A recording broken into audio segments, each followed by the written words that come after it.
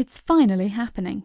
After years of discussion and speculation, the LEGO Group and Nintendo are teaming up to provide the world with Super Mario Lego. Forget Super Smash Bros. This right here is the most difficult, improbable crossover in gaming history. With Nintendo Lego, it's not hard to figure out why this crossover is happening. It's Nintendo Lego. It's wonderfully obvious. Instead, what's more fascinating is why we didn't get Mario Lego sooner.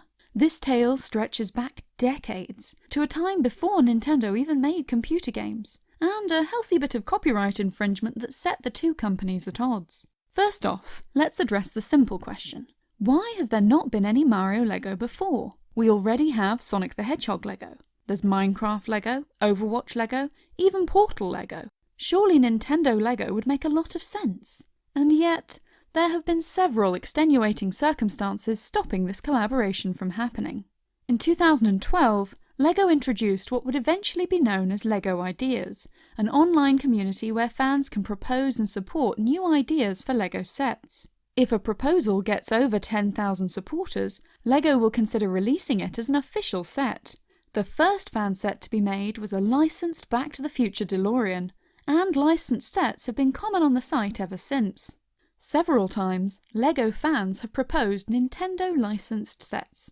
Every time LEGO has given an excuse for why these can't be made. In 2012, Mingles suggested a set based on The Legend of Zelda, which would feature custom Link, Zelda and Ganondorf minifigures.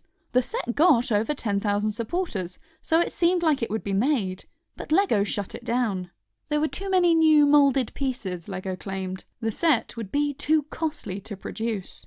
Not to be deterred, Mingles set up his own online store 3D printing the pieces people would need to build his set. You can buy a LEGO Master Sword from him, and while it's a bit pricey, there's no denying it's amazing. Over the past few years, many other Zelda LEGO ideas have earned over 10,000 supporters, but LEGO has shut them down each time. Nevertheless, with every rejection, LEGO has encouraged fans to keep submitting additional ideas for Zelda sets. Indeed, one set based on Breath of the Wild, currently under review from LEGO, received a staff pick on the LEGO Ideas website, which does bode well. It's clear that at least someone at LEGO wants to make a Zelda set happen, even if fan creations keep getting rejected. The same is not true of Pokémon and Mario LEGO sets. LEGO has, in the past, flat out refused to allow fans to submit sets based on these brands. In 2014, a LEGO set called Pikachu's Pokémon Center Visit was removed from active voting after earning just over 1,000 supporters. In an official response, LEGO made it clear that this set was legally impossible. The official comment said, "We've looked into the possibility of producing a set based on this licensed property, Pokémon. Since the property is owned by a competitor, we've decided it's neither a brand fit nor a strategic fit for the LEGO Group to pursue a license, and so we will not consider Pokémon projects on LEGO Ideas further.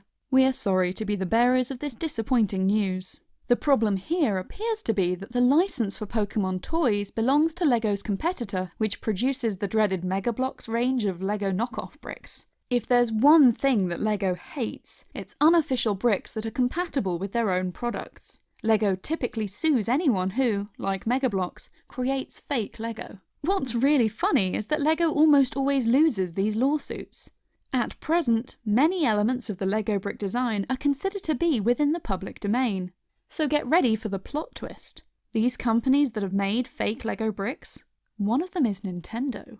Back in 1968, before Nintendo had even made a video game, the company was experimenting in the toy market. This led to the creation of the Nintendo NMB blocks. These were compatible with LEGO, but notably came in circular designs, so that children could make curved creations like spaceships without them looking too blocky. A TV commercial for NMB blocks even poked fun at LEGO, as Nintendo claimed that their blocks were superior.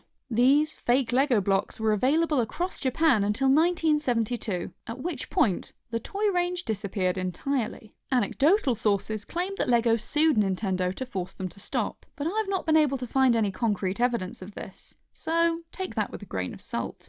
Nevertheless, it wouldn't be surprising, considering how protective LEGO is of their iconic toy design. Regardless, LEGO and Nintendo have clearly patched up their relationship in the decades that followed, LEGO games routinely release on Nintendo platforms, including the impressive Toys to Life title LEGO Dimensions, which allows Sonic the Hedgehog to go to Hogwarts. He does that a lot in our house. The fanfic you never knew you needed in your life. All of this leads us to Super Mario LEGO, which is apparently now a thing. It hasn't been for a long time. All the way back in 2012, even before LEGO rejected Mingle's Zelda idea, the company had banned discussion of Mario LEGO. LEGO fan Ragaroo posted a design for a Super Mario Bros. Themed LEGO set online, and it managed to get 1,185 supporters before LEGO took it down. The company's explanation? As we are huge Super Mario fans, it pains us to say we've looked into the licensing potential and another company has the construction toy license. We will not consider Super Mario Bros. Further. The challenge with allowing IP-related projects is that there is the potential of such a conflict, either with an existing license or with a competitive licensor. Still, it's our view that it is better to be open and allow for possibilities, knowing there will be no answers along the way, than shut out the potential of IP-based products altogether. As with Pokémon, Nintendo had already licensed Mario to one of LEGO's competitors. The brand in question appears to be K'NEX, which is, let's be honest, a bit rubbish. Apparently now LEGO and Nintendo have found a way to make a brand deal work out, and the company's mascot will finally debut in block form. Considering that LEGO is planning a lot of different Mario sets, this is likely a partnership that's going to be around for a long time to come. We could even finally see LEGO Zelda in the near future too. The moral of the story is simple. Collaborations can be fun. Everything is better if we stick together. Everything is cool when you're part of a team. With Mario LEGO on the horizon, everything is awesome!